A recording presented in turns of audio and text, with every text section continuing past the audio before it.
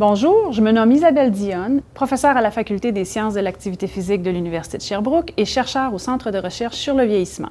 Je m'intéresse à la pratique d'activité physique chez les personnes âgées parce qu'il s'agit d'un des meilleurs outils pour le maintien de la santé et de la qualité de vie.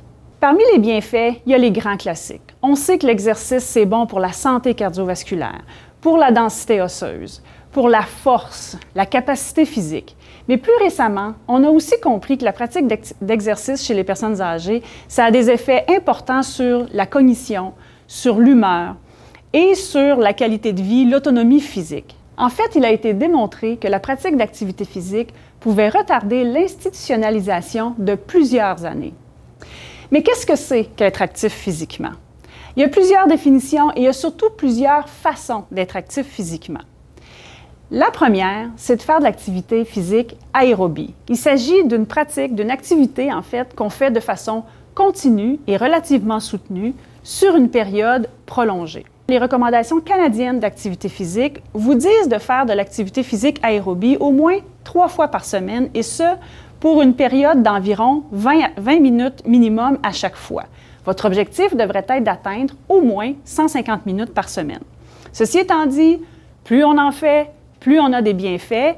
Et même si on débute, peut-être qu'on n'est pas capable d'atteindre le 150 minutes par semaine, on commence avec ce qui nous est possible de faire, avec l'objectif d'augmenter progressivement. Lorsqu'on pratique une activité de nature aérobie, il faut le faire à une intensité relativement soutenue. C'est-à-dire qu'il faut se ressentir l'essoufflement. L'essoufflement, ce n'est pas un signe que vous n'êtes pas suffisamment en forme, mais bien que vous travaillez suffisamment fort. Ayez comme indicateur d'être en mesure de maintenir une conversation, bien que relativement difficilement. Parmi les activités physiques aérobies que l'on recommande chez les personnes âgées, celle qui est de loin la plus accessible, c'est la marche. Mais bien entendu, il en existe d'autres. Pensons au vélo, à la natation et même à la danse pour ceux qui ont un minimum de talent. Allez-y avec ce qui vous parle, qui convient à vos intérêts et à ce qui est accessible pour vous. L'important, c'est d'avoir du plaisir et d'avoir le goût de continuer dans le temps. L'activité physique aérobie aura des bienfaits notamment sur la santé cardiovasculaire, l'endurance physique, la capacité donc à faire une activité de façon soutenue le plus longtemps possible. Le deuxième type d'activité physique qu'on vous recommande de pratiquer, ce sont les activités musculaires. En fait, il s'agit de maintenir la force et l'endurance des muscles. Dans la vie de tous les jours, c'est important d'avoir de la force. Souvent, quand on pense force, on imagine les gros monsieur muscles. Bien, il ne s'agit pas de ça ici. Il s'agit d'être capable de vaquer à ses occupations dans la vie de tous les jours. Pensez à transporter des sacs d'épicerie, transporter un outil plus lourd. Il faut un minimum de force pour ça. Même se lever d'une chaise, ça demande de la force. Les recommandations canadiennes en matière de pratique musculaire disent qu'il faudrait en faire 2 fois par semaine et qu'il faut ressentir le travail musculaire. Il ne faut pas aller jusqu'à la douleur, mais il faut ressentir que le muscle se fatigue.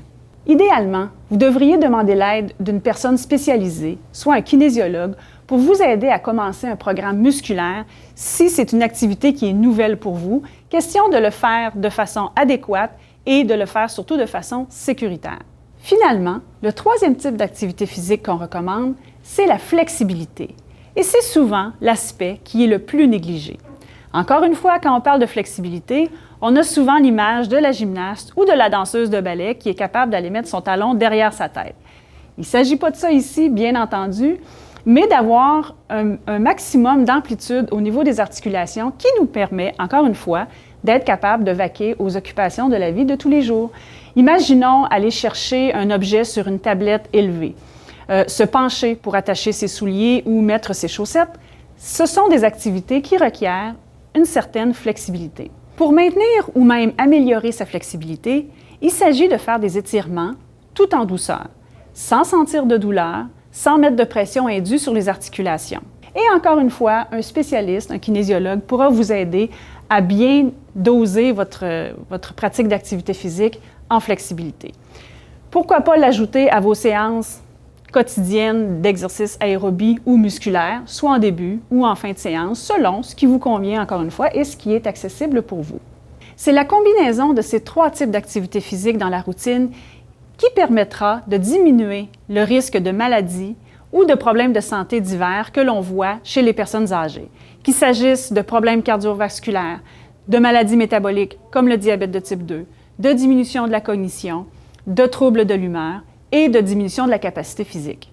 Dans ma pratique de chercheur, j'entends souvent des gens qui vont me dire « Bien, moi, j'ai travaillé fort toute ma vie, alors là, ce que j'ai le goût de faire, c'est de me reposer. » Ce que je réponds habituellement, c'est « Bien, malheureusement, c'est tout ce que vous serez capable de faire éventuellement, vous reposer, si vous ne demeurez pas actif. » Alors, ce que je vous dis aujourd'hui, c'est « S'il vous plaît, restez actif et vous vous reposerez ensuite. »